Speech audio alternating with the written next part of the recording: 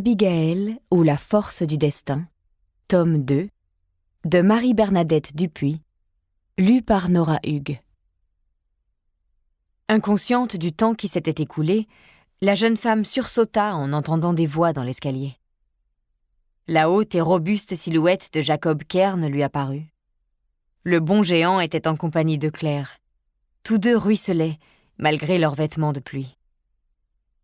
« Nous avons croisé ton mari sur le chemin, Abby, » déclara le Mosellan.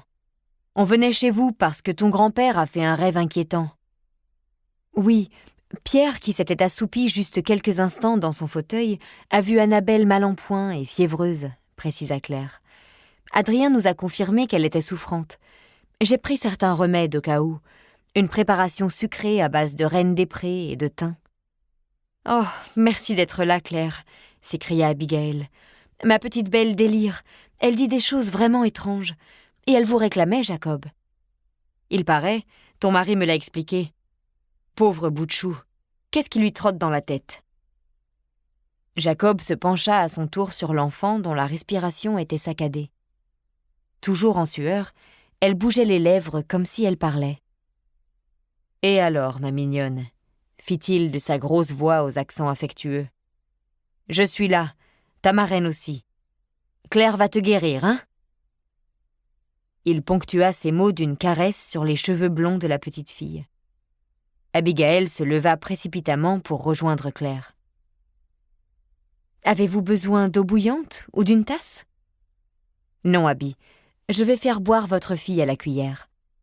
Me permettez-vous de l'examiner ?»« Bien sûr. J'ai foi en votre don de guérisseuse. Le mien n'a pratiquement servi à rien. » « Ne dites pas ça. Vous avez forcément aidé votre enfant. Sans vous, son état serait plus grave. »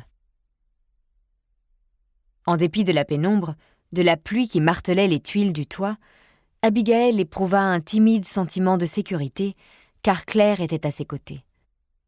Elle l'observa qui apposait ses paumes sur les joues et le front d'Annabelle.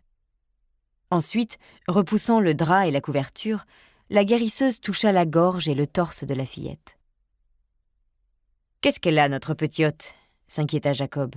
« Faut dire aussi, il pleut des cordes depuis 4 jours. Si tu voyais la rivière, Abby, elle inonde les berges. Et puis, misère, il y a cet arbre qui s'est écrasé contre la maison et sur le toit. Ça va faire des dégâts. Personne ne pouvait dormir au moulin avec ce chahut et les coups de tonnerre. »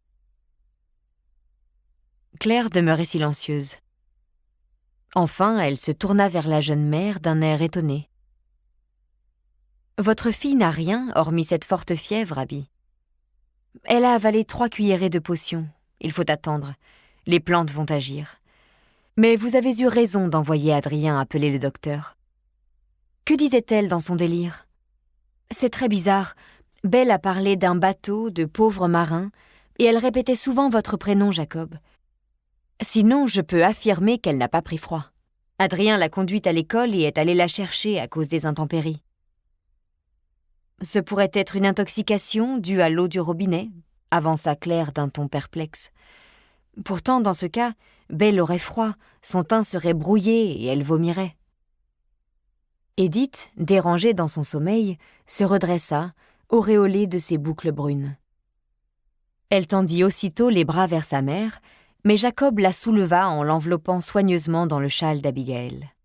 « Il fait frisquet ici », fit remarquer le Mosellan. « Abby, si on descendait à la cuisine, je ferai ronfler le poêle et on allumera des bougies. Je m'occupe de tout. Belle sera bien au chaud sur le divan et je vais porter le lit d'Édith en bas. » « Merci, Jacob. Nous serions mieux, en effet, et ce sera plus pratique pour recevoir le médecin. J'étais désespérée tout à l'heure. Maintenant que vous êtes là tous les deux, je reprends courage. »